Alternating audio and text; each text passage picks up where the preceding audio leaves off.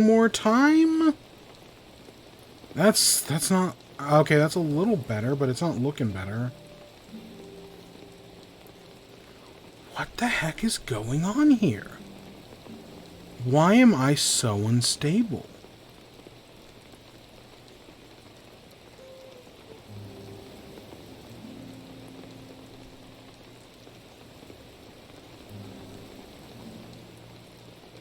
I don't know. I know I've listened to Ray talk about this before and how he fixed it, and I don't remember. I don't remember. Shit.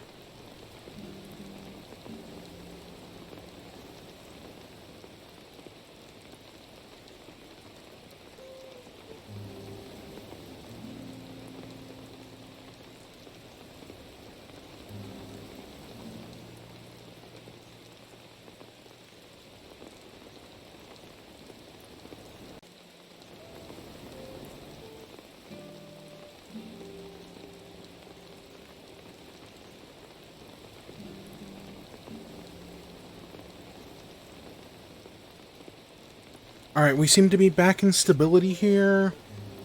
I guess let's get started and see. I didn't break anything, did I?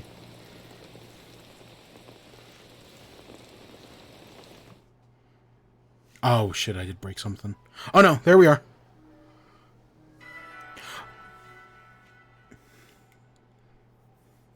Alright, so as we get into things to start today, you may notice something's a little different.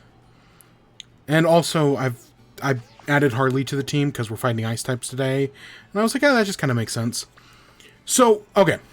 Non-Pokemon thing, you'll notice we're a little different. Because normally, we look like this. You know how it is. And now, we look like this. I have grown a beard. Finally, I grew a beard. Now, all jokes and japes aside, I've been in the background. I've kind of been like tweaking and messing around with, you know, updating the model. Not that there was anything bad with the old one. The old one looked okay, and you can see I was testing with the old one. That's why I can still use it. But I've been wanting to change it, you know, get a little bit different, new pose, new outfit, stuff like that, just for the fun of it. I've been messing around with this for a while, ever since we did the Superman thing, because the Superman thing was bitch-ass basic. This is supposed to be a little bit more complicated, and so I've been working on this for a while now. And now here we are, and hey, it's kind of working, so that's cool. If you notice, besides for us, you know, new outfit, finally having a beard, because in real life I have a beard. I have had a beard since, like, high school. I've had a beard a long time. But I have a beard. But if you notice, I can blink now. See, I just did it. I can now blink. That's the one little change. That's not a big deal, but it just makes my life so much easier. That's the big thing. We can move around a lot easier. I have less issues to worry about. So that is so nice. It's been an update I've been wanting to do for a while now. And I finally sat down and did it. So hey, we've got that. We have the OG if we ever want to use it for whatever reason. And then now we've got the new one. And I do have one more surprise. But we'll do that later. Shall we? We'll do that a little bit later. But no, it's going to be a good day. We're shiny hunting, if it isn't obvious. We've got Baxcaliburs, Snowrunts, and Bearticks. We need 3 Baxcalibur, or what, Frigibax, Arctibax? I think these are Frigibax. We need 3 Frigibax. Technically, I already have 2. I already have 2 shiny Frigibax, so I don't need another. I only need 1. But we're going to get 3 anyways, just because that's more interesting. Same thing with Snowrunt. I have a shiny Snowrunt. I have a shiny Glacier.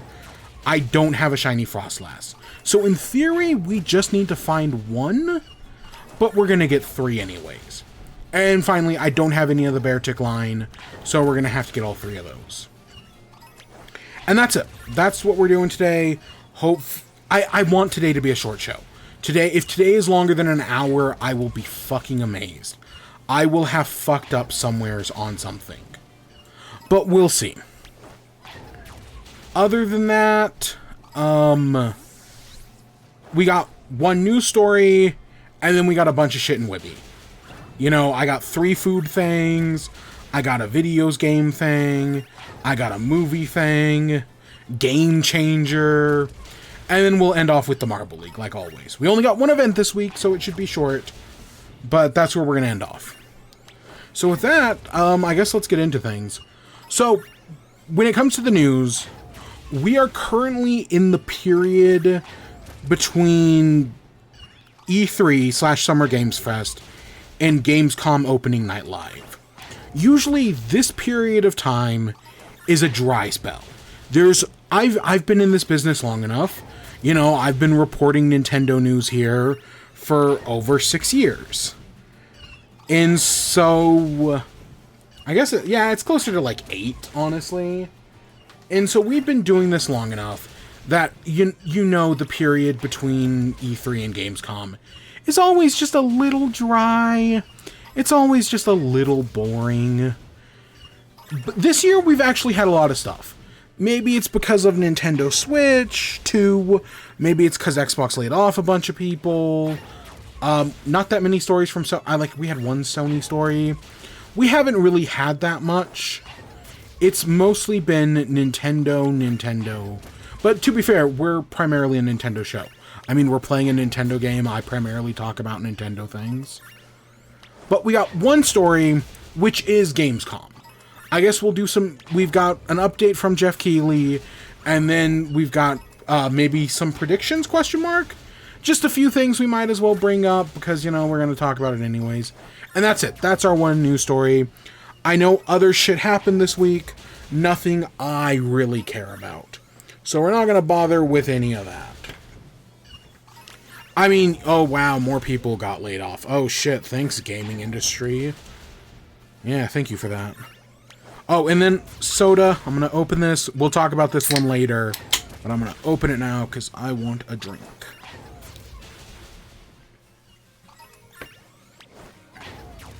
God, that's so fascinating. Alright, so let's talk Gamescom. So if you don't know, Gamescom is/was the German E3. You know, back when E3 existed, that was always in the LA Convention Center, I think. Gamescom is held in Germany. Where? I'm not entirely sure. But it's a big German convention for gaming. And normally, it's hosted by Jeff Keighley. Jeff Keighley comes down, and, you know, he shows a few things. If I'm being completely honest, on average, Summer Games Fest is like a 6 or a 7 out of 10. You know, Summer Games Fest is never great. Gamescom is like a 4 or a 5. I don't know the last time I actually watched Gamescom Opening Night Live. It's just not the type of show I give a shit about. Because whereas with Summer Games Fest, you know, Jeff Keighley has all these big creators coming out and showing off their games, he also tries to get a few smaller guys to come in and show off their game. He tries to find balance. Gamescom, on the other hand, is, oh, you gotta pay the big bucks to get into the Gamescom show. It's more expensive, there's less indie games and smaller teams, and so as a result, it's just a less interesting show. You know, only the studios that have the big bucks to spend are gonna be there, and it just results for a more mediocre performance, for lack of a better word.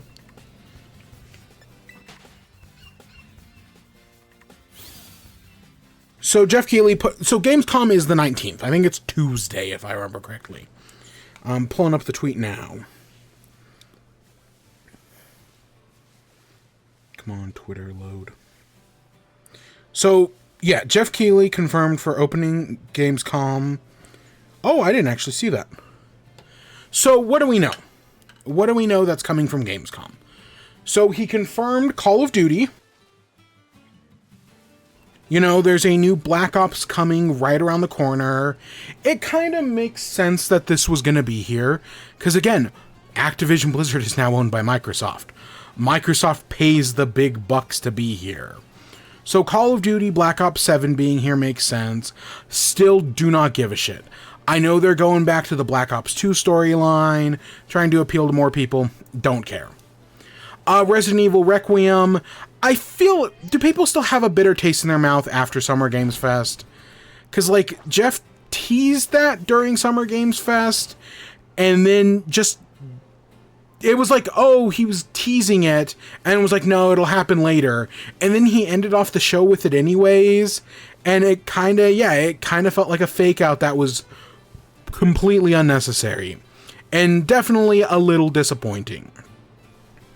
But hey, you know, more footage of that is always good. I don't know, are the Resident Evil games the type of games that do demos?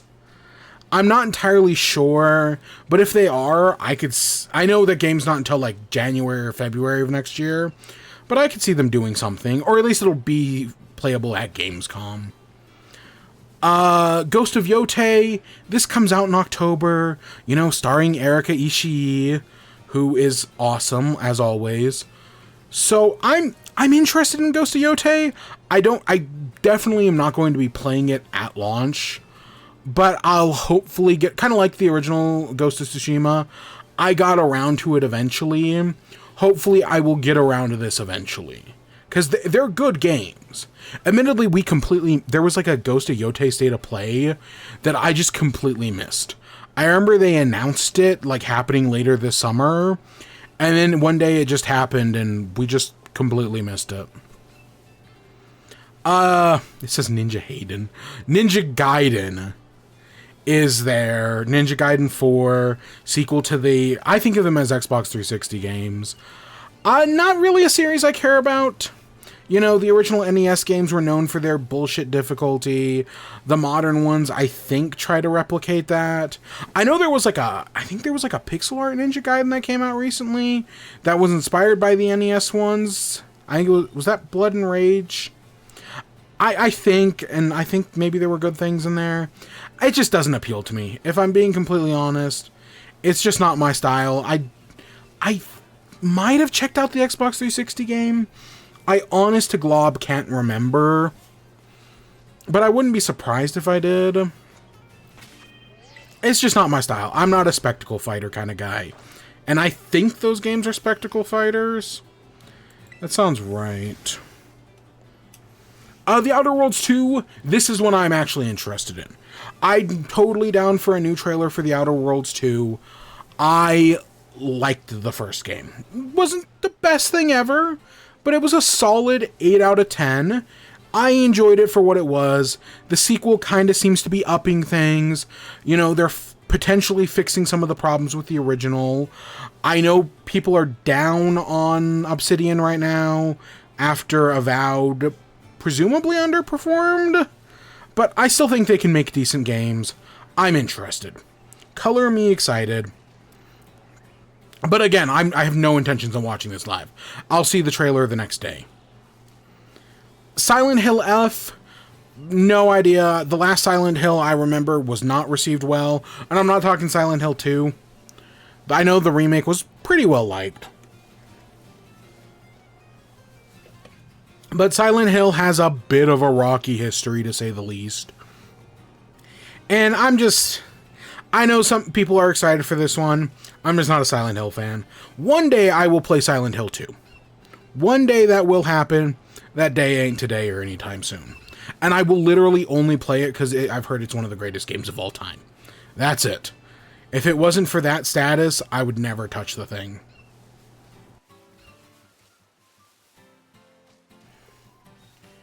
World of Warcraft Midnight. They're still making World of Warcraft.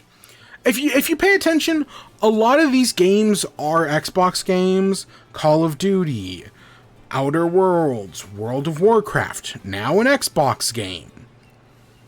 So, yeah, Activision Blizzard, yeah, it's got to be an Xbox game. Yeah, don't you know? What's his name used to work at Blizzard. Of course, it's a World of Warcraft game. I can't even remember his fucking name. I've completely blanked it out of my pirate software. Fuck him, whatever. So those are the things we know for sure. He said more games. There's going to be other stuff there, but those are the 7 main things we know. He also confirmed we're going to get a trailer for Fallout Season 2, which, hey, I love me some Fallout. The Fallout show on Amazon Prime, if you have not seen it, it is so much better than that War of the Worlds movie. Oh my gosh, Fallout is amazing. Maybe the best thing to come out of Fallout. Like, I would make the decent argument that it's better than the video games. It's pretty freaking good.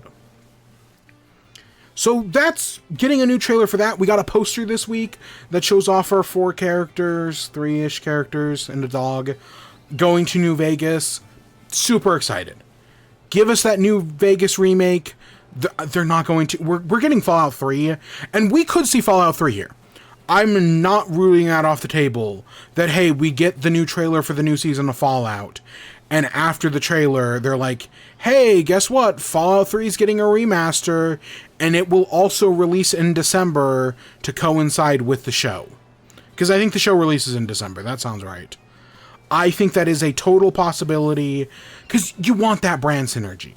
If the show is good, the game will sell. People will buy games. It's been shown time and time again that when, you know, a show comes out like this that people like, people go buy the game. The Witcher is a great example. When the Henry Cavill show came out, I want to say the game reached like a new all-time high because of that show. And that first season was pretty good. Everything after that, kind of dog water.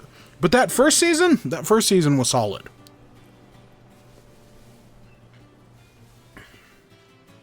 So yeah, that's that. And then we know Claire Expedition 33 is going to do a musical performance. So we're getting some sort of music from Claire Expedition 33. That's cool. I've heard the game has a great soundtrack. I'm more interested in the Game Awards.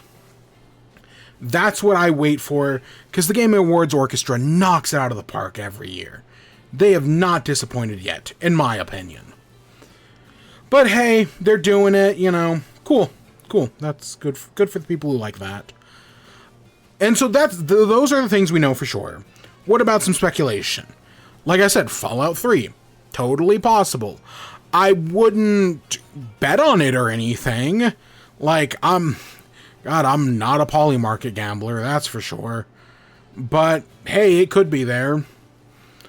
We know Black Myth Wukong is going to be there. The developers of Black Myth Wukong put out a tweet saying that, yes, we're going to be at Gamescom. We don't know what it's going to be. Could it be an Xbox version? I think that's pretty likely. Could it be DLC for the game? Also pretty likely. I think that's totally possible. So those are I think the 2 obvious things. We know Lords of the Fallen 2 is going to be there. Or at least we're pretty sure it's going to be there. I don't know if Lords of the Fallen 2 has been officially announced. You know, we got more confirmation here of this shiny than we do that, I think. Of the Fallen 2. So Lords of the Fallen was a 2023 game. And yeah, it looks like, yeah, it will be revealed during Gamescom. So that's just a few weeks away. Hey, you know, cool. Cool for the people who care. But the final question, the one everybody wants to know, is Silksong. Ooh. The final question, the thing everybody wants to know, is Silksong going to be at Gamescom? Because we know for sure there is going to be a demo. I want to say both Xbox and Nintendo have confirmed that at their booths, you will be able to play Silksong. At Xbox, you'll be able to play it on their new Aces Rogue Ally X. Meanwhile, I think it's just on the Switch too. So I think both of those things are pretty likely. That we know, since we know those 2 things are there, that would make me think that Silksong is going to be there. But here's the thing. Silksong hasn't shown up at anything. You know, it wasn't at any of the Nintendo showcases. It had a few seconds in the Big Switch 2 case. It had a few seconds in the Xbox showcase. If I had to put money on it, I would assume that it's not going to be here. Silksong, I don't think, has ever been at a Jeff Keighley showcase. I think it is far more likely to be at an Xbox showcase. I think Xbox paid top dollar to get Silksong at their showcases. And that's why we keep seeing it there. Sure, could it be at a Nintendo thing in September? Of course. Could it be here because there's at least like 2 or 3 other Xbox games here? Also totally possible. But if I'm a betting man, which I'm not, it's not going to be here. It just isn't going to be here. It's playable, but we're not going to get a trailer. We're not going to get anything. Because, is this game even real? Who fucking knows? I know they've got a demo, but guess what? That means nothing to me. You know, a demo at Gamescom means as much to prove Silksong exists as the Bible does to prove God exists. Like, yeah, okay, but until you have that, you can only do so much. So, that's not looking good for Silksong. I could see Hades being there. We know Hades 2. I think that was, you know, the original Hades was, I think, revealed at a Jeff Keighley showcase. I think. Hades 2 definitely was. I want to say Hades 2 was revealed at the Game Awards. So I could see Hades 2 being revealed here. And I don't think it's been announced as console exclusive to the Switch. It might be. I kind of don't remember. But I could see us getting Hades 2 here and getting the big 1.0 version along with the Switch version. It's not going to be a shadow drop. Keighley doesn't really do shadow drops, but I definitely could see it coming out sometime later in the year. And yeah, I think that's all my Gamescom's predictions. I don't really have that many. Gamescom just isn't that kind of show. This isn't really what I don't expect anything big from Gamescom. I don't expect any smaller games. It's just, that's how Gamescom works. What can I say?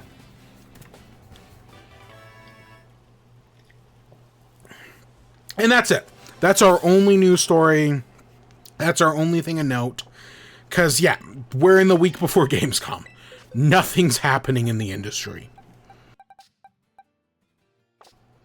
So I guess that takes us to WIBE. We got 3 food things.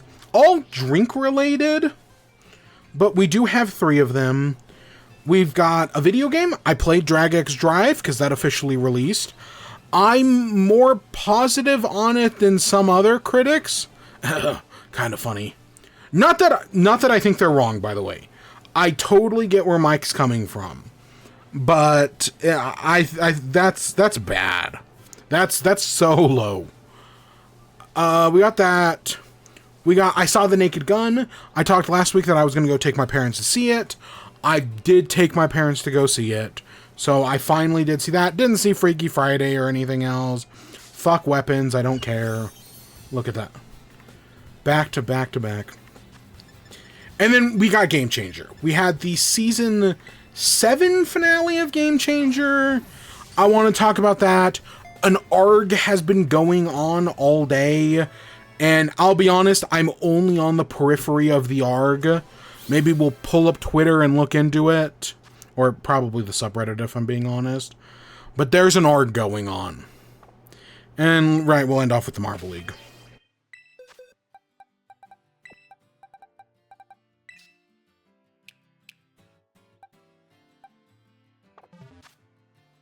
Alright, let's talk McDonald's first.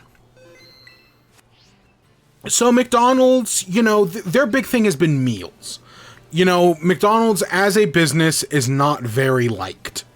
They're very unpopular at the moment. Their sale numbers are going down. But they've recently found success with their meals, their Grimace Shake trend, in some of their value menu bullshit. So they tried to combine their meals and their Grimace Shake to make a new thing. So the big thing is they have like a McDonald land meal, because they're also trying to feed off your nostalgia.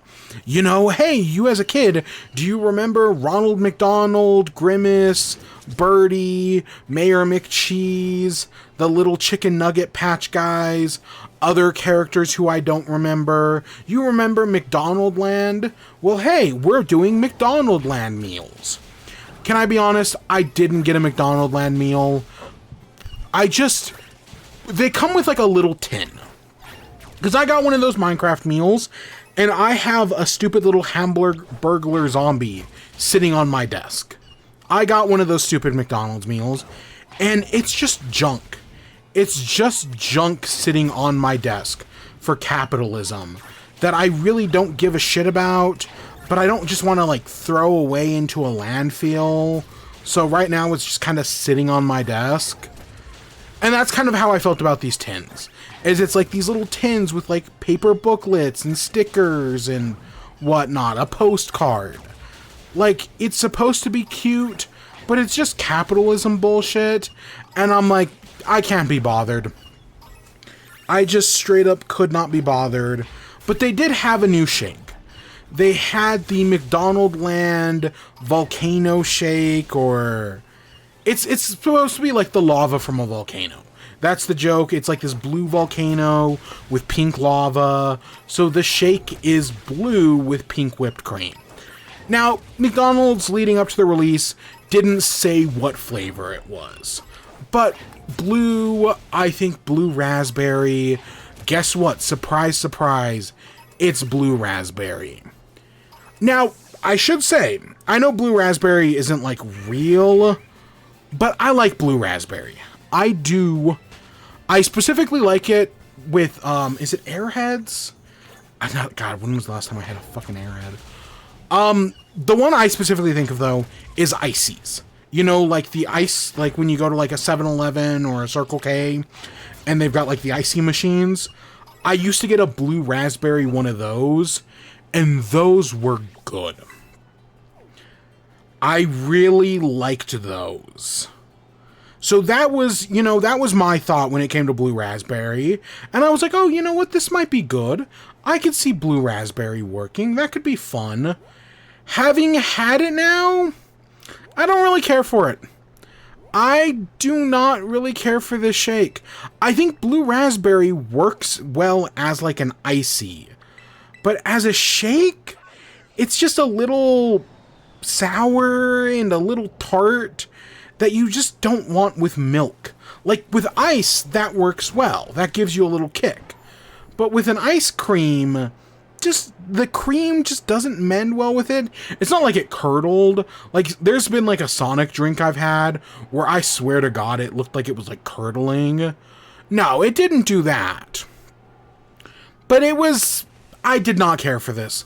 I do not think this works. Maybe you might feel differently. I've definitely seen people feel differently about the next thing. But for me, this just didn't really do it for me. It's not the worst thing I've ever had, not even the worst thing from McDonald's. But I just didn't really care for it. I can't even remember what flavor the Grimace Shake was. But I swear I think the Grimace Shake was even better than that.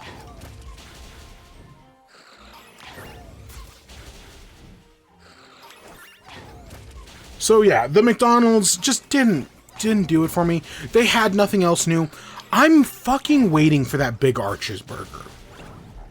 In like Canada and Europe, they've been adding this menu item called the Big Arches burger, which is supposed to be like a return to form, like a classic Big Mac with bigger patties, a new kind of like sauce, crispy onion strings. I've heard it's like the best thing McDonald's has done in years. Everyone who's had one in Canada and Europe has said that it's a good McDonald's thing. And they said, hey, it's going to be coming to the States. And yet it never comes to the States. It's kind of like the shaker fries. There's in Canada, they have shaker, where you get like a packet of seasoning that you dump inside a bag of fries, and then you like shake it up to, you know, season your fries. A really interesting idea that they've just never done in the States for some reason. I don't know why not, but okay, I know. Listen, I'm sure you could ask Chef Mike, and he could explain it, kind of like he explained the blueberry thing, and where it's like, okay, that makes total sense, and logistics, and the whole milk, and the whole McRib thing. I get it. I totally understand all of it. But McDonald's is still just McDonald's. They're just kind of, they used to be it, but they just aren't anymore. And God, every place has gone bad since COVID. We talked about Whataburger last week, right? Yeah, because there was also a Shakeout Whataburger. We definitely talked about that. So yeah, I would recommend the Whataburger shake over the McDonald's shake. Like, even though I was kind of done with the Whataburger shake by the end of it, you can just get a smaller size. This, I don't even know if a smaller size would help. Like getting a small instead of a medium. So the next thing we have is Taco Bell. Earlier in the year, Taco Bell did their big Taco Bell did Live Moss Live, where they talked about all these new things coming this year, a bunch of things they're doing in their test kitchens, and one of the things they announced, the big end of the show thing, was Baja Midnight, a new flavor of Baja Mountain Dew. That sounds really interesting. The normal Baja Blast is my favorite Mountain Dew. I know it's not everyone's, you know, I know some people really like that Sweet Lightning one. I know there's a bunch of Code Red purists out there, but Baja Blast is what it's all about. And I also know I don't care whether it's in the can or the restaurant.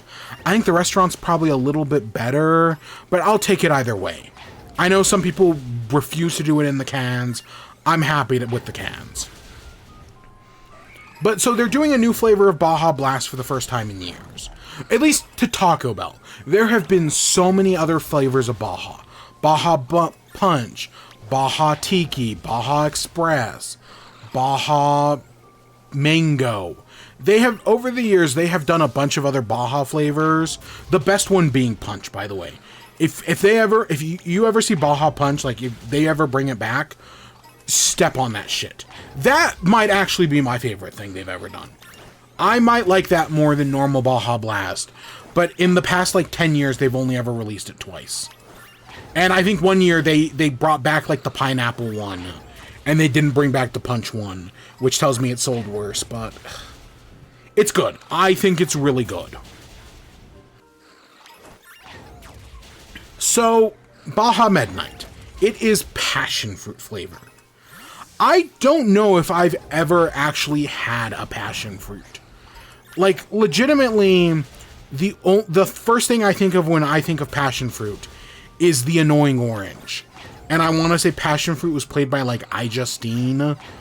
That's the first thing I think of. I've never actually had a passion fruit.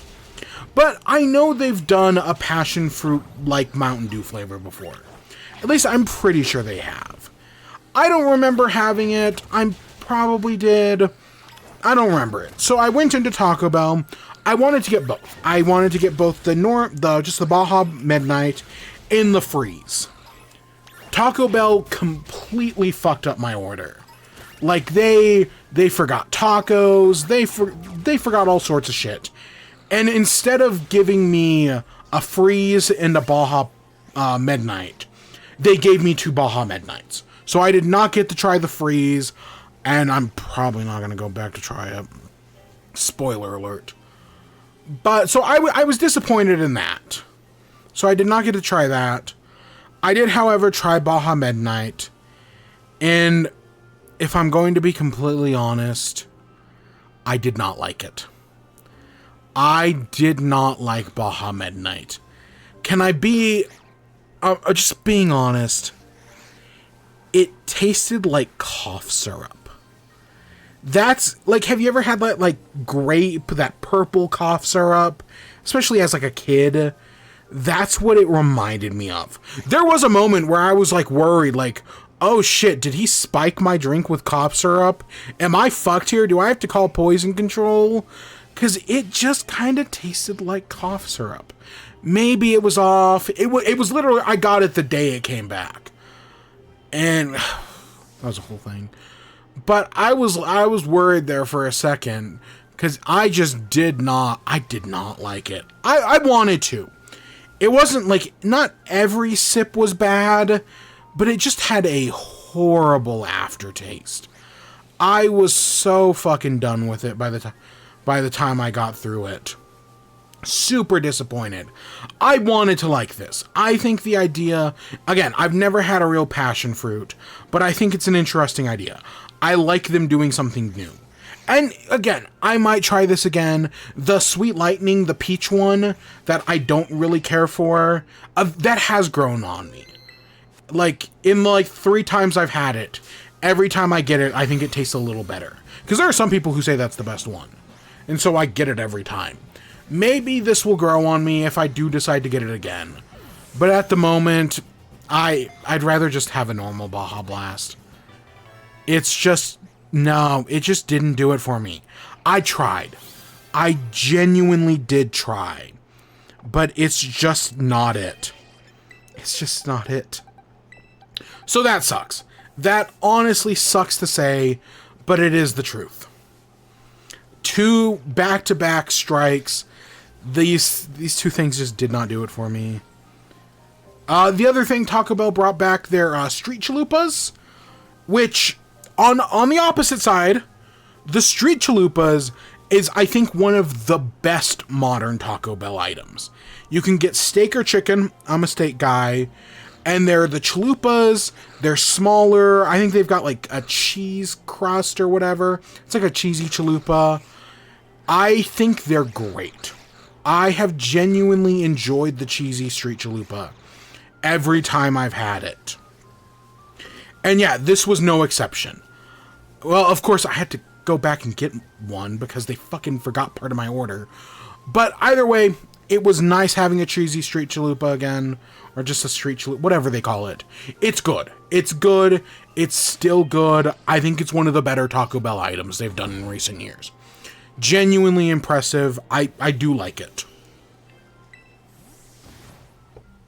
So, even though I did not like Baja Midnight, Taco Bell was not a wasted trip. Not at all.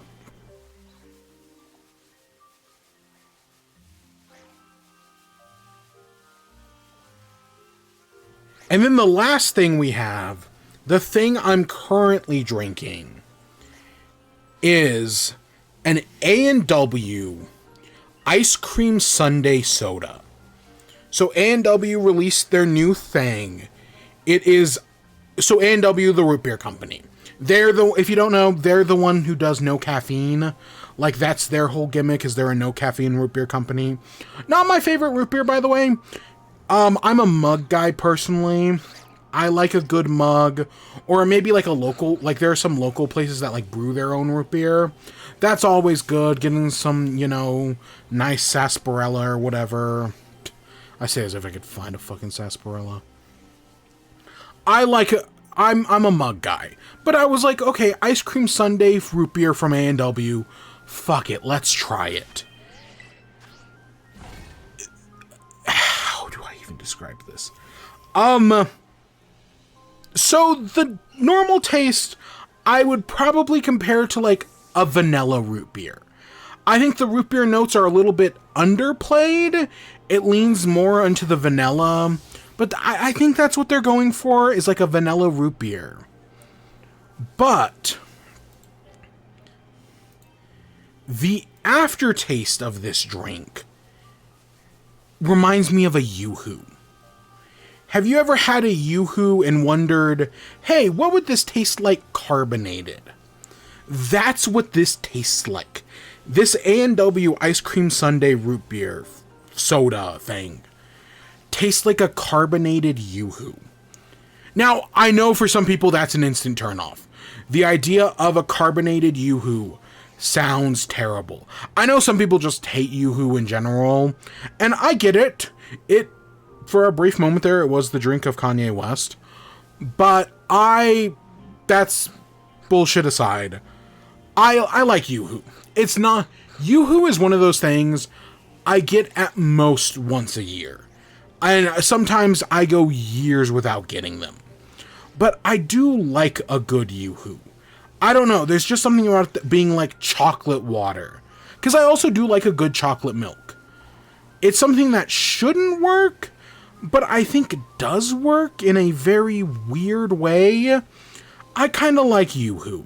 Again, not that I get it more than like once a year, if that.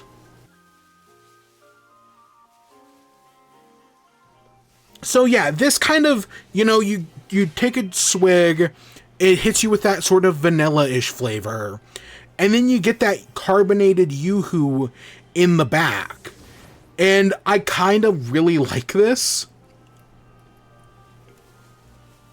My roommates don't, by the way. My roommates who... another reason I don't buy Yoo-hoo is because when I do, if I've got to hide them, because my roommates will steal them. At least the last time they did, but God, that was years ago. Wow. God, that makes me feel old, how long I've been here. But, yeah, my roommates did not like this. They've tried this. This is one of the, sometimes we get these sodas, and it's like, fuck, we've got a 12-pack of this. We've drank like 2, and that was like 8 months ago. These we've had for a week, and I think there's 1 left. It's mostly been me drinking them, but I do like them. I think they are good. That Yoo-hoo aftertaste does a lot for me. It just kind of makes me want a Yoo-hoo. If I'm being completely honest, if I go to pick up more of these, I'm probably going to pick up some Yoo-hoo just to compare it. Sucks that I don't have like a soda stream or something, because I would also do it and then carbonate a Yoo-hoo to see if they taste the same. Because they might. Like that whole vanilla thing might be completely my imagination, and this might just be carbonated Yoo-hoo. I would not be surprised. But no, I do really like this. Genuinely surprised. I did not expect to like this as much as I did. But I do, yeah, if you can find it, give it a try. It's definitely not going to be for everyone, but it's totally to my taste.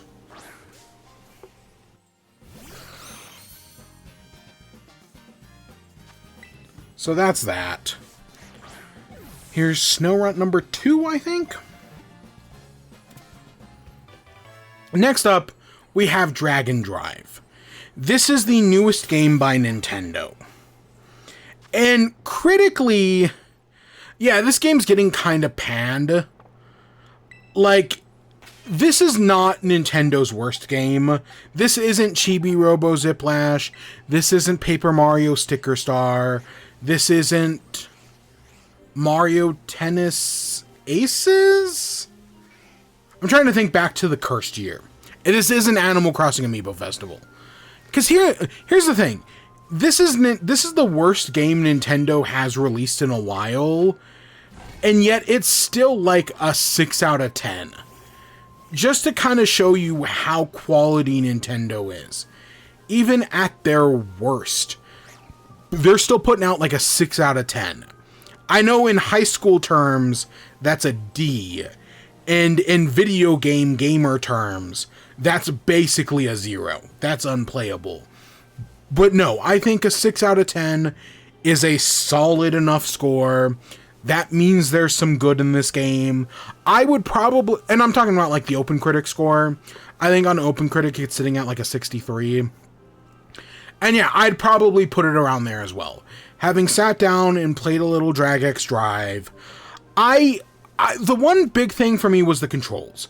I was worried about the controls, I played it on a desk. I didn't even try my legs. I know they constantly say, yeah, you can do it on your legs if you want. Didn't even try. I did it on my desk, and honestly, I thought it worked fine. I was worried about how it was going to work. I definitely think that, like, after an hour, I was like, okay, I'm a little tired. I need to set this down. You know, just dragging it across over and over again. But I kind of felt the same way about ARMS. Right? After, you know, punching for an hour in ARMS. It was kind of like, okay, I'm kind of good here. Let's set the game down for today. I'll come back to it tomorrow. Now, the one thing this game has above ARMS, and part of the reason I'm willing to cut this so much slack, is that it's $20. I know I've gone on the record and say prices and everything. That there are some people who look at a game and are like, oh, well, on howlongtobeat.com, the game only takes 5 hours, and if it costs you $30, well, that's not worth your money. That's a 0 on our objective ranking of video games. I think that's totally fucking stupid. But at the same time, I am willing to give a little bit more leeway to a game that has, you know, that is cheaper. That, you know, I guess allegedly this had like a 20-person development team, which is relatively small for a company like Nintendo. I know Pokemon games are developed with like a 50-person team. Xenoblade games are also, I think, like a 50-person team. Like for the main team. You know what I mean. It's got credibility. It's made by people who worked on like Animal Crossing and Splatoon as its main leads. And yeah, it's just a little $20 game that I put some time into. And overall, I've had a decent time. I've at most put like 2 hours into it. But I think it's okay. I definitely, yeah, if you don't think it's going to be for you, don't buy it. But if you're a little interested, if you kind of like the concept, if you got into one of the test demos and you were like, oh yeah, I was having a decent enough time, then yeah, maybe pick it up. Again, it's $20, and listen, I know people always bitch and moan that Nintendo games don't go on sale. Well, I'm gonna tell you, if the game fails, it will actually go on sale. You know, games like Sushi Strikers, Fire Emblem Warriors, third example. When those games don't perform well, they eventually go on sale. God, is Captain Toad the third example? Because Captain Toad's on sale right now. It might be. I played that entire game on a free weekend. Nintendo did which they haven't done one of those in a while. Like, I don't think since the Switch 2's been announced, they've done a free weekend. But Nintendo used to do these where they gave away a game for like a weekend to play. And one of them was Captain Toad. And we played that entire game on stream that weekend. That was funny. I even bought the DLC for a game I don't own. But no, I think for $20, maybe I'll put some more time into this. I think, I think the controls actually work better than you think. Like, especially once I started to get the hang of like, okay, if you break, then you can do like a sharper turn. Sure, some of it's definitely bullshit. Like trying to get a dunk is way harder than I thought it was going to be. Like I just thought, oh, you drive up at an angle, you go up and you dunk it in. No, it's so much harder than that. Surprisingly. Also, ramming into an opponent to steal the ball, way more difficult than you think. And it's definitely a problem with the game that you have to ram them head first. You can't like hit them from the side or hit them from the back. No, you've got to do head-on-head collision. And that makes it a lot harder to steal the ball. It is an online multiplayer game, even though you can do offline. But on the online modes, you're just going to get people who hog the ball. And yeah, I've had entire games go by where the person just hogs the ball over and over again, and you don't really get much time to play. But I know that's a problem in regular basketball games as well. But I think it all works. It is lacking some of that Nintendo charm. I'll be honest, I do think there's a little bit that's there. I've seen some people bitch and moan about like the between game mini games, how shallow they are. Can I be honest? I don't really care. Again, it's a $20 little fucking basketball game. Doing a little bit of jump rope or a stupid obstacle course is just buying a few seconds. It's not very fleshed out, but it was clearly never supposed to be. This DragxDrive is a middle shelf game. It might even be a low shelf game. Something that you see and are like, oh, hey, look, this is Nintendo published. You know, they spent $1 million making the game, and they expect to only make that back by selling however many copies that takes. Let me see. $1 million divided by $20.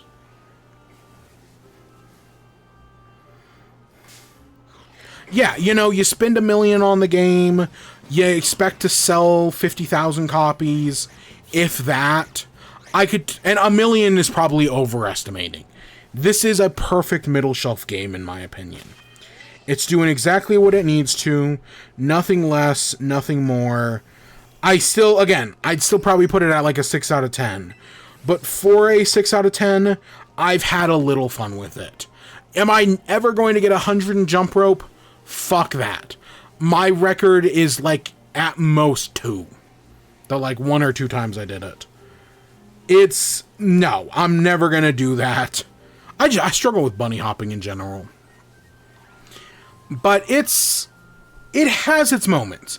I think when it works, I get why they made it. Like, there's an idea in there that's a pretty good idea when it works. But sometimes, yeah, it can be annoying, it can be kind of frustrating. But I haven't had the worst time in the world.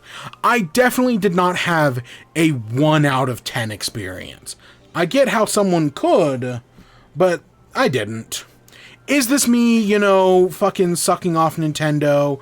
Is this me, oh, well, hey, you had fun with a game, that means you're glazing it. Stop glazing Nintendo. Is this me glazing it? I don't think so. But, you know, the internet is a place where fun is illegal. So somebody will inevitably read it that way, that I'm glazing Nintendo and sucking them off. You know, because how else is Shiggy gonna afford his rent and his meals? If somebody doesn't, you know, glaze Nintendo all the time. It's a whole fucking thing.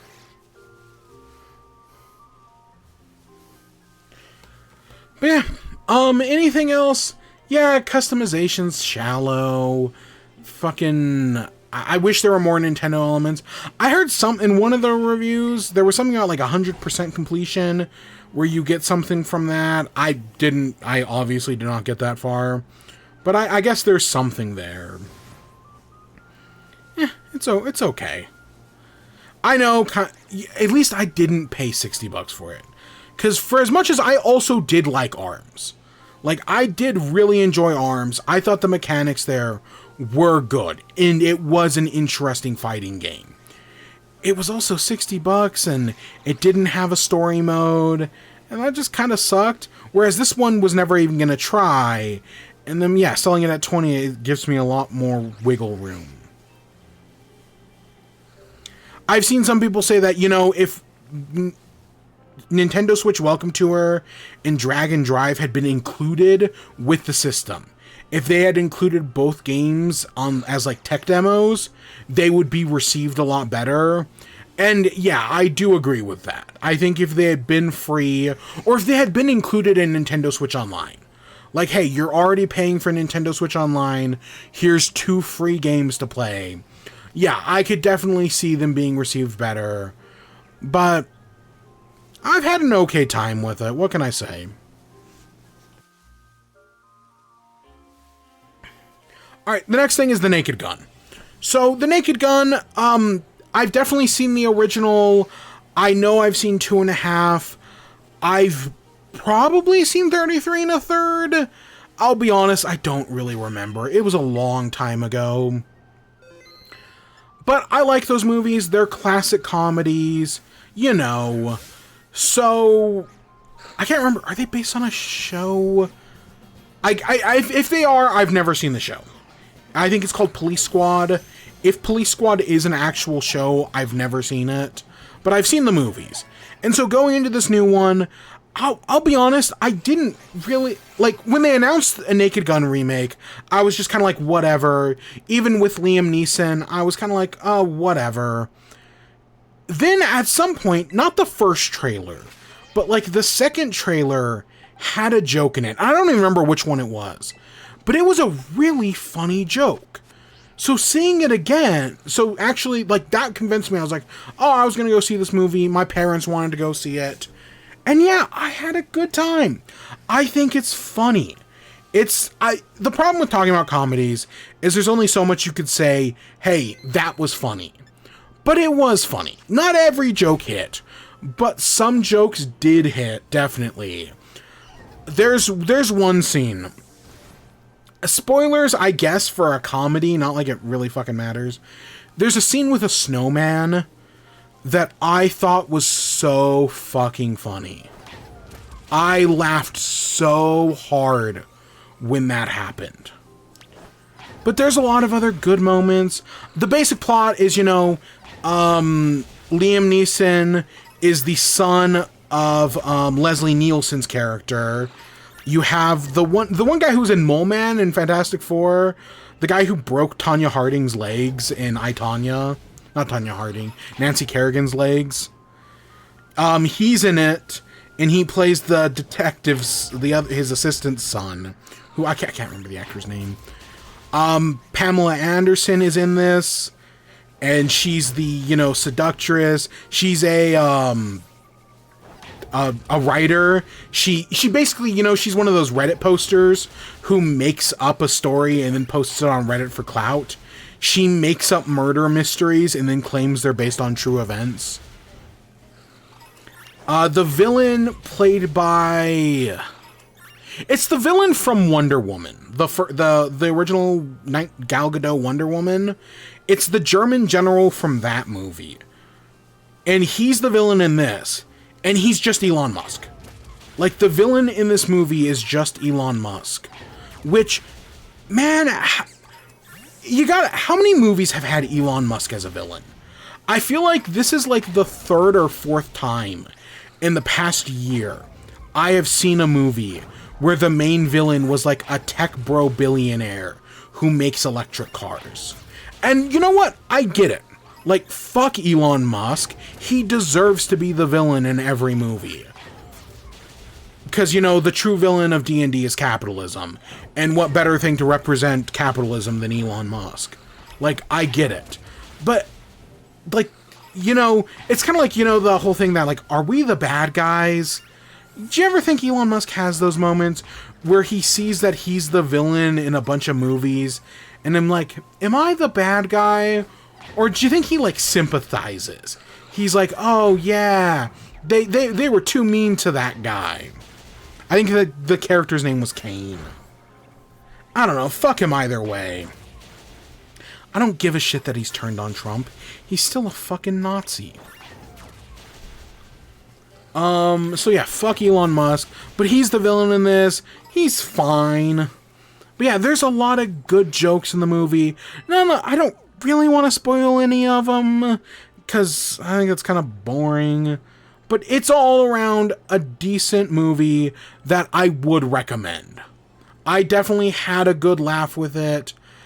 I don't know if it's going to be that dated in a few years. Because that's the thing you always... Like, they're doing a Scary Movie 6. And my thing is like, oh god. Because the Scary Movies have not really held up. They're all kind of dated. And what they were making fun of, pop culture at the time. I don't think this one's going to have that issue. And they do some tributes to the original Naked Gun.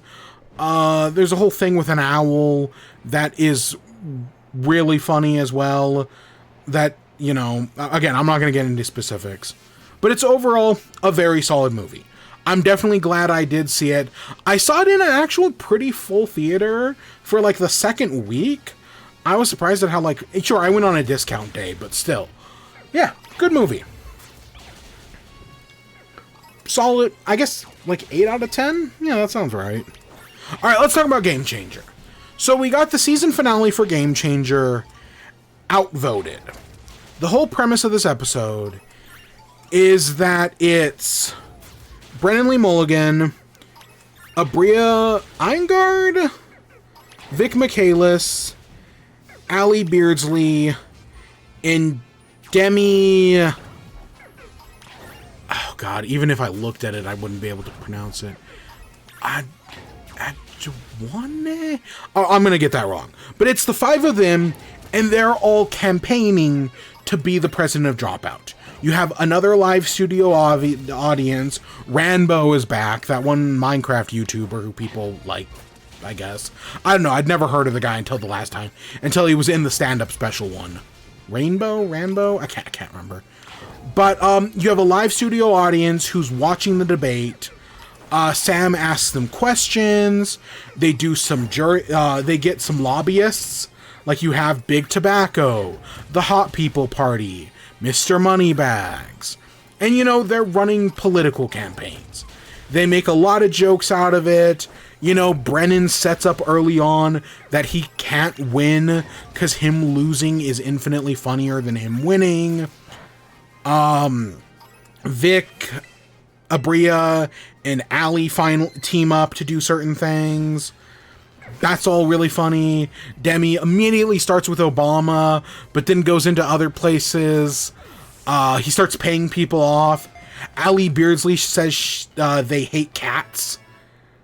And, like, fuck, man. That lost them the election. If it wasn't for that lost them the election right there. Them saying they hate cats, that killed it. But overall, it's a funny episode. You got a lot of good jokes. I'm glad to see Abria on one of these. Because no offense to Brennan. He's a good DM. No offense to Mark Mercer as well. But Abria is my favorite DM. I just love their work. I love Misfits and Magic. I love Court of Fey and Flowers. Insert third example here. They just appeal to me.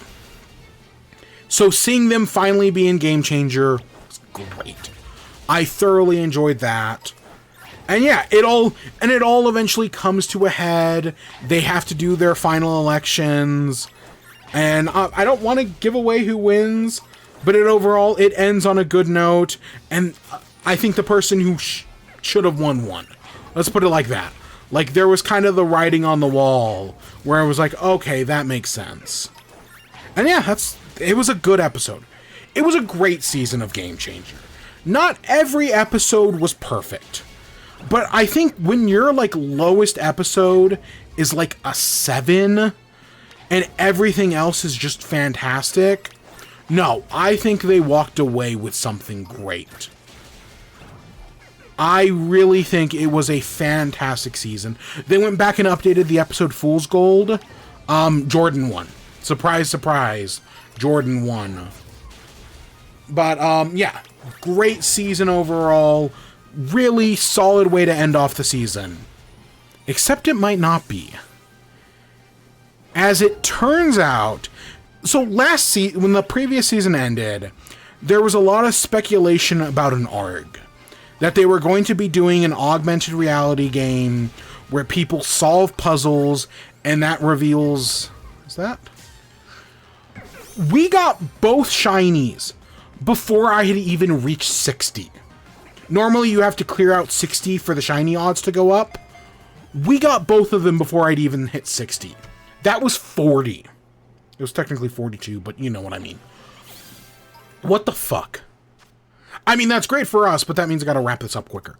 We're almost out of time here. So, last season of Dropout, there was this whole thing about, like, hey, are they doing an ARG? There's the whole Samuel Dalton thing. Are we getting an ARG? Turns out we didn't get an ARG. This season, however, things are different.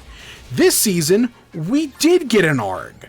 I know nothing about how this started, where this came from, but I guess people found like a QR code, and eventually they stitched together an ARG that eventually leads them to some website, and from the website you can enter a code, and then they made it where when enough people entered this code, it eventually would say like, hey, Game Changer episode 11 unlocked. And that's changed now. I guess it now says something different. but for a while it was saying Game Changer episode 11, and now Sam Reich and now it says like, oh, Sam will apologize in the future. So there might be an 11th episode. There might have been an ARG that people solved in like 24 hours. Okay, I say 24 hours. It sounds like it started on Monday, but really I've only seen people talking about it today. Like, I saw hints of it on like Monday or Tuesday. Maybe even Wednesday. I can't remember. I know I've seen people talking about it this week, like, as an ARG happening. And yeah, an ARG did happen. It might still be happening. I'm not entirely sure. I guess I could go to the... Oh, hey, yeah, new season of Gastronauts came out. I have not watched the episode. It came out like 2 or 3 hours ago. Spoiler alert, I didn't get around to it. But yeah, there's a whole ARG thing going on. Yeah, so it's updated to say, you are Game Changer superfan, whatever number you are. They originally were trying to get to 100,000. We're way past that. And it now says 9 days, 17 hours, 3 minutes, and 6 seconds. Sam will go live on Instagram to address the false rumors of an 11th episode. We, S1 Studios, apologize to Sam for any inconvenience we have caused. Please do not pressure Sam to release Samalama Ding Dong. Is this connected to them? Probably. I think Sam tweeted out something. Brennan thing? I'm not entirely sure. I don't know. There's some sort of ARG going on that I think is real. It's not like a fan thing. Yeah, congrats on exposing Sam's secret. Was it only 20? It might have been a lot less than 100,000.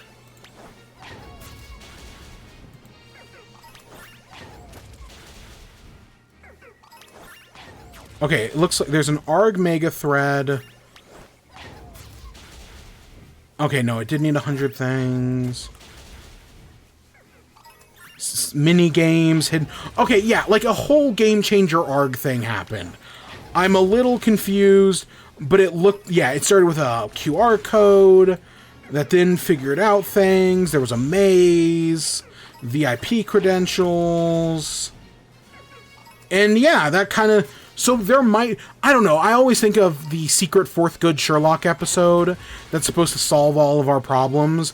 I don't think this is a secret good fourth Sherlock episode, specifically because Game Changer was already good. It didn't need a secret fourth good Sherlock episode to make its bad show all of a sudden good. But hey, you know, if they do an 11th episode, cool. If they don't, I'm going to be honest, I'm not too beat up over it. Oh yeah, Robert Reich was in the episode. Yeah, Sam finally brought his father on. That was cool. Then he gets bought out. Yeah. I don't know. I'll be honest, this entire ARG thing happened while I was at work. Like, everything I've seen today, yeah, that was all while I was at work. By the time I got home from work, it was already over. It was already solved. They had already hit the 10,000. That was like secret 11th episode. So yeah, that's Game Changer.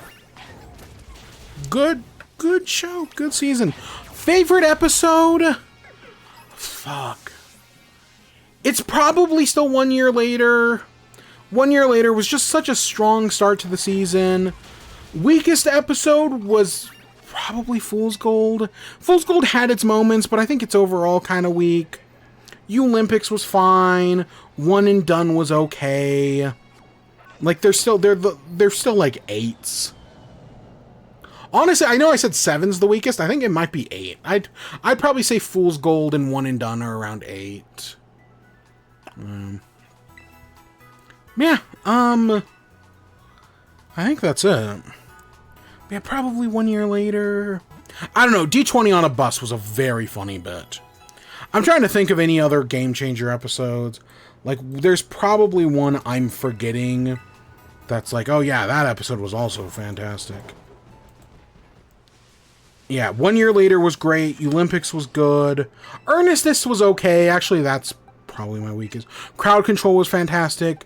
Drinking game comes together in the end so well. One and done was good. Roulette starts slow, but by the end it's fantastic. Fool's Gold was decent. Who Wants to Be Jacob Wasaki is just, again, it all comes together in the end. It's so heartwarming. So yeah, good season. Yeah, I guess earnest this is probably, being earnest is hard. I know it's important, but it is hard. Alright. Looking up stuff. So, to evolve... So, Cubchoo and Frigibax just evolve levels. But to get Frostlast here, which is the one we actually need, it's just a Dawnstone.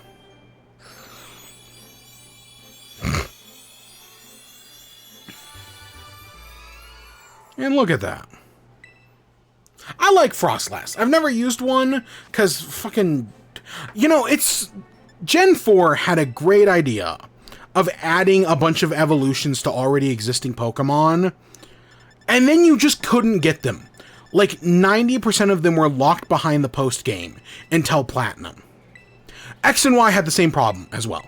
Like, Mega Evolutions was such a good idea, and then you could only get, like, 2 to 4 of them before the post-game. The Gen 1 starter and the Lucario. And that's it. Every other Mega was in the post-game.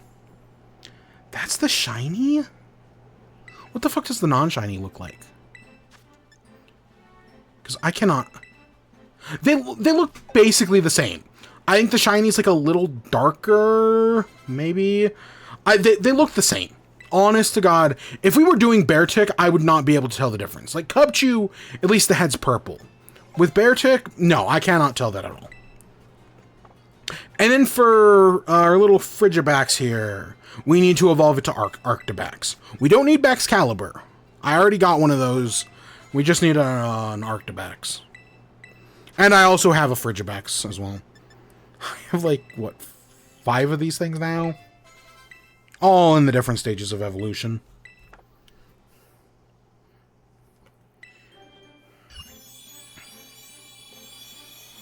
So yeah, anything else? Anything else we gotta do? I don't think I have anything else to talk about. I know I did. Oh yeah, I started an anime. I started Bofuri. I'm like 6 episodes in. It's kind of funny. It's Sword Art Online without the murder school.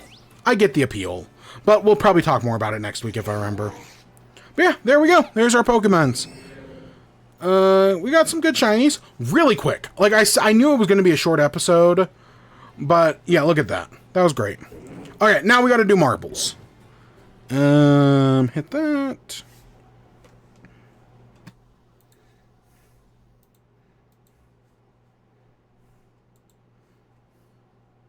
Okay, I don't want to pull up Dropout. Don't want to do that.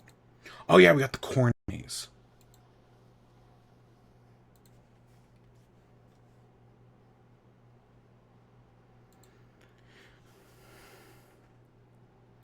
Alright, so here we are. Marble League. Now, like I said earlier, we did go in and I did update the model, and that's come with some changes. So while I have the normal costume and I have the new one, I didn't bring over the Superman one, I didn't bring over the Galactic one, I didn't bring over a bunch of them. But there is something I did bring over. I did have one idea of something I wanted to do. And that was... Bloop, bloop, bloop. I'm a marble. Yeah! Look at that. We're a marble. Okay, that kind of... When it flickers real fast, it looks wrong. But, oh my god, look at that. We're a marble.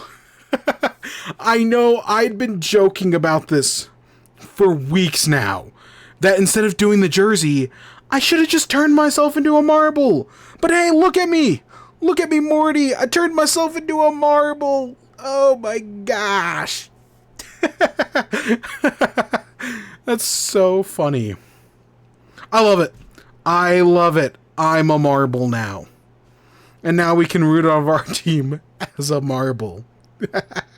And yeah, literally, nothing else. Just a fucking marble. It's perfect. And yes, this is a real marble that I do own. I've talked in the past how I bought a set of galactic marbles. And yes, I did. This is a real picture I took of a real galactic marble. That hopefully you can't see me in the reflection. I'm sure somebody with enough Photoshop skills will figure that out. You can see the light from the camera. You can see it literally there. But yeah, I'm a marble. I didn't set this up earlier. So we always have our little TV up here. And I had the idea...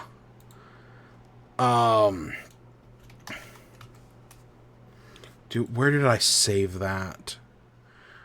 It's gotta be pictures. Here it is. Oh my god, it's so big. So here we have... Oh, come on. We have the crowd watching from home. Hey, look at that. It's the crowd watching from home. Up there on the big screen, watching all their friends off in the Marble League, you know, giving their support, the crowd from home, cheering.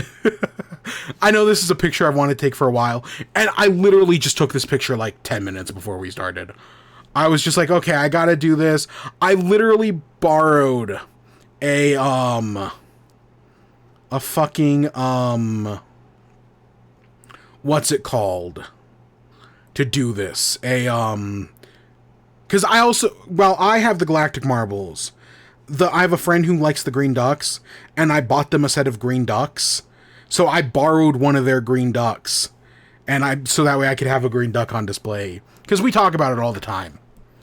So we got me, and we got the crowd rooting from home back for their team. Yeah. Cool. Cool beads. And yeah, it's a bad picture. It's a bad crop as well. But look at all those little marbles. Yeah, though, and again, like I said, those are the real marbles that I did buy, because of course I'm going to support them. Let's actually get into the league, shall we?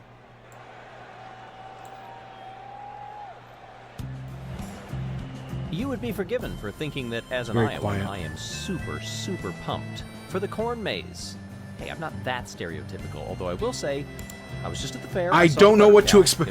We know it's going to be some sort of maze. I'm Greg Woods. Seriously, I'll actually though, get the TV out of the way. Is a new we'll pop it up if we do well. Marble League. How's this going to go? We don't know. Yeah, I'm a marble. The gist of it is, it's very easy to get lost in said Oh, that's corn so maze. funny. Look at how high the walls are. You can't peek. You can't look over top to see where you're going. The goal, of course, get to the bottom and do it before all of the other teams.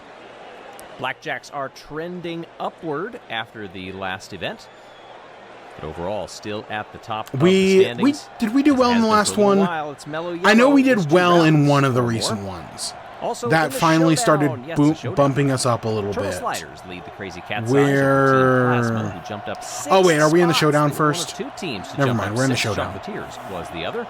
And here we go. Ready. So I think corn maze is an interesting idea for sure. Dead ends where there'll be tricky areas where they could get caught. Thus far, the geometry. That is something to worry. Is like how if you pick. I understand the different paths have different lengths, but if you end up at an intersection, you can get completely fucked. Collection points when you carry too much speed, and that does allow other marbles to sneak in underneath, just like we saw. Oh, there. And someone got stuck. And get down quick. Is that Purple Rockets? In this heat, top That's 4 definitely advance, somebody. Chocolatiers, Rojo Rollers, Wolfpack. No, that was is that Minty?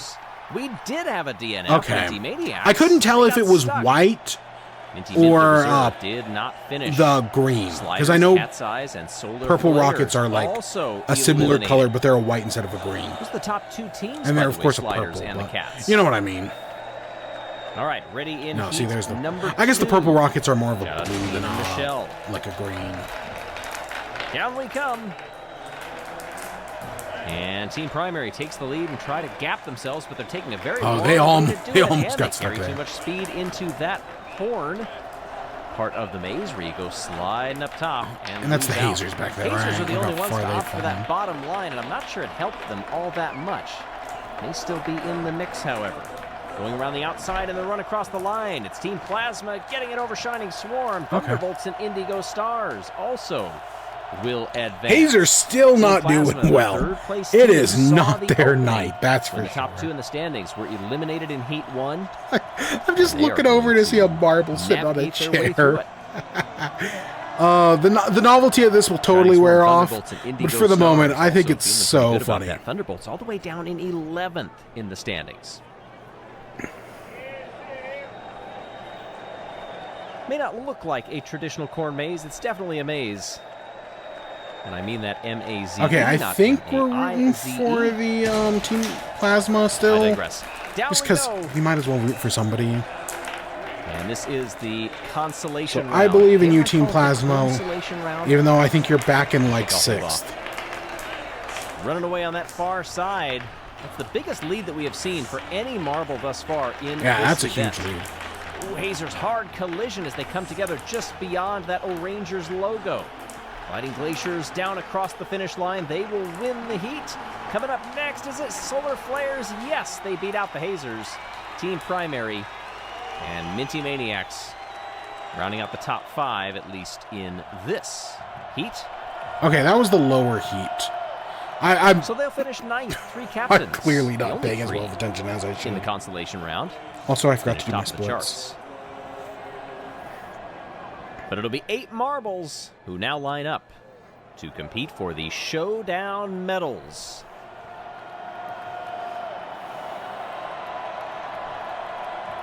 At least they're not doing one elimination at a time. 2 captains, 2 reserves in the field. Down we come. Wolfpack were very quick, but they lose the lead. Watch this first collection point as they round the right-hander here and going very high up on Yeah, that's Indigo definitely Stars. much more Actually, Team don't Plasma lose out there too in, much. They lost a couple of positions. 5th? The Wolfpack off into the distance. Jungle Jumpers Yeah, on they're that gaining top some side. leads. That They put had a them hard in- collision, and that slowed them down. 2 collisions. Put them in 3rd, Can but they keep definitely up? keep Shining picking the Swarm longer working on the paths. low side. Trying to keep their speed going. Wolfpack will win the Oh, event. Shining Swarm second. I think Who will get Plasma third? just, It's yeah, Team they just got a Plasma. 3rd. Good for them. There was that opportunistic move at the end. In the face of the top 2 And no, teams, the marble eliminated does not blink. Plasma collects Just because I some figured nice out points blinking, in the showdown, the marble does not blink. while Wolfpack win it over the Shining Swarm. Do you imagine? Wolfpack. I did 14th think about putting like an in the accessory, standings, because yet like if you to see the medal Greg in the Woods there in the showdown. background, they've got like headphones on, They get 20 and I was like, points, could 17 I for could the put something Swarm, on the 14 marble, for Plasma. but I just couldn't think of What does this anything do? good or funny or Plasma goes to whatever, the and I was top. like, They jump nah, up 2. it's In fact, funnier total if I'm just sliders. a marble. They drop 2, and the Shining Swarm get by as well. But regardless if your team's in the Showdown or the Marble League, check out the merch. Make your own competitions. Yeah, no, be a marble. Yeah, go check out the good merch. shirts, too. Be a marble. You know, speaking of shirts, I actually, for the Iowa State Fair, made a shirt out of corn. Unfortunately, it was All right, disqualified here we are, because number there wasn't a 6 with category for crop Astron. tops. And we're off to a All right, terrible down we start, go but here it in can this all opening change heat. very This is quickly the here. Marble League proper medals on the line. Oh shit, except for the Rounds fact time. that Look at the log we were jam, potentially that collection stuck. Point. It's Balls of Chaos well off the back of the pack. Unless that was Balls of Chaos. Either way, we're doing poorly here. We're doing pretty bad. Jungle Jumpers, oh, that was a great move just to get down there in the nick of time. Over the Green Ducks, that was head-to-head, quite literally. They will advance. Bumblebees and Savage Speeders also get by. Oh, Blackjack, that sucks. Wisps, Balls of Chaos, Yay. and Galactic. From the one Green They Ducks are fan in the eliminated. crowd. It's a sad day for the rest of us. Midnight Wisps, the But that one third-place Green Ducks team fan, they're happy. in the championship standings right now. Oh, you can Galactic kind of see in the 6th. back of the TV Heat behind. number 2. There you go. That's it. Just one captain in this field, 3 reserves. As they crisscross through the can see my Helices, they desk also mat come as to well. a stop. The Oceanics had to wait. Had to feel agonizing. Oh, several marbles getting caught up back behind the Limers. So yeah, we're out. losers I in don't that care. one. I'd love for us to hit pretty high. You know what? I'd also be interested to see if a marble will go over. Because while, yes, they're in troughs, I could easily see one being hit and bumping over the trough. Pinkies get third, and Oceanics the final transfer spot. Oh, Limers. Mellow Yellow in fifth.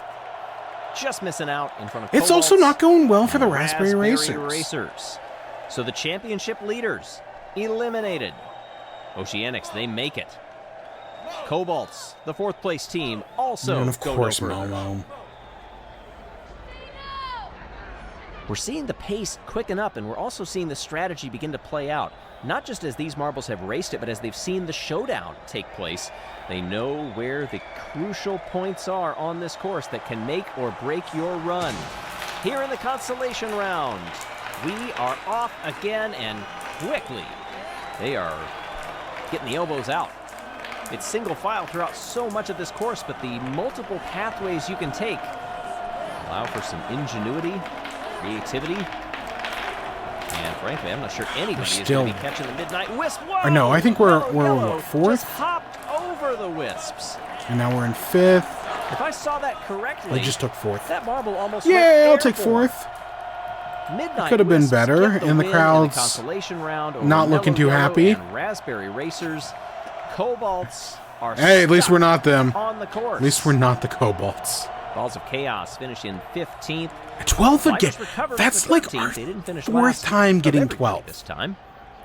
We've gotten 3 medals. But now we await. We fucked. Awarding I think we were of in the 4th medals. last time.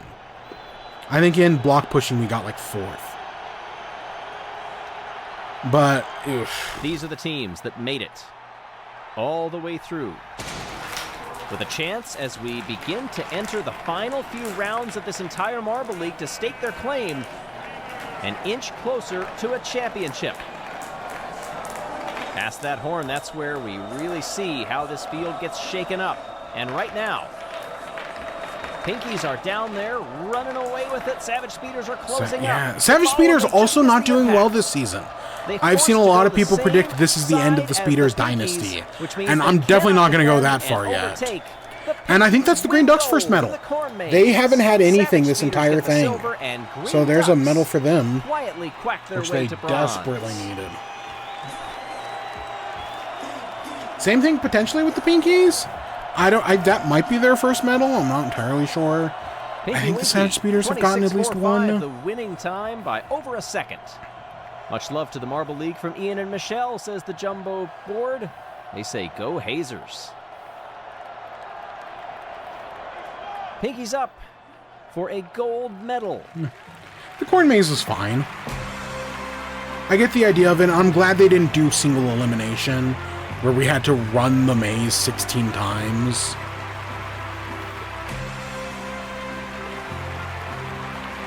They could have. They totally could have. That's the Pinkies' first gold medal of these games, just their second medal overall. Okay, so the Pinkies have got a medal before. Green Ducks. But I know that's the Green Ducks' first medal. That is their first medal. Remember I mentioned last round. The one they were Green the Ducks highest fan placed is team paying yet attention. to medal in these games. It's been done. Check it off. Now only the Limers are medalless. Let's take a look at the overall standings. That's actually pretty good for And only the one team to not Oceanics have a medal. are at the top, 123 to 120 over Mellow Yellow. All right.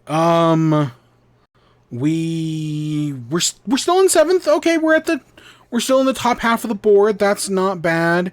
You know, no mathematical eliminations yet. We're like 20 something away from the top. That's a gold medal. That's not bad. Okay, so Savage Speeders are doing a lot better than I thought. I know they just moved up 5 places, but I thought they were more like around the Raspberry Racers, like more in the middle of the pack. Green Ducks, yeah, that's exactly what I expected. Pinkies, I know, are low. Momo's a lot lower than I thought. Especially after last year, I thought Momo were doing better. Cobalts is doing decent. Rangers, these two are kind of, where you'd expect them to be on the higher end. This one still surprises me. They haven't even done that great recently. Even though, again, that's still actually pretty decent. That was what, like 5th, 6th? That's decent. But yeah, they're the Oceanics have just been up top, and they've just been holding on to it. And then, yeah, it looks like our next event is balancing. Anything else? A sand race. Okay, cool. But yeah, that's where we're going to end off for the night. Can you believe it? I'm a marble. It's so... seeing it now here, I'm so glad I did it. I had the idea for it, and it was like, oh, it was such an obvious joke that I missed. I'm so glad I did it. That's so fucking funny.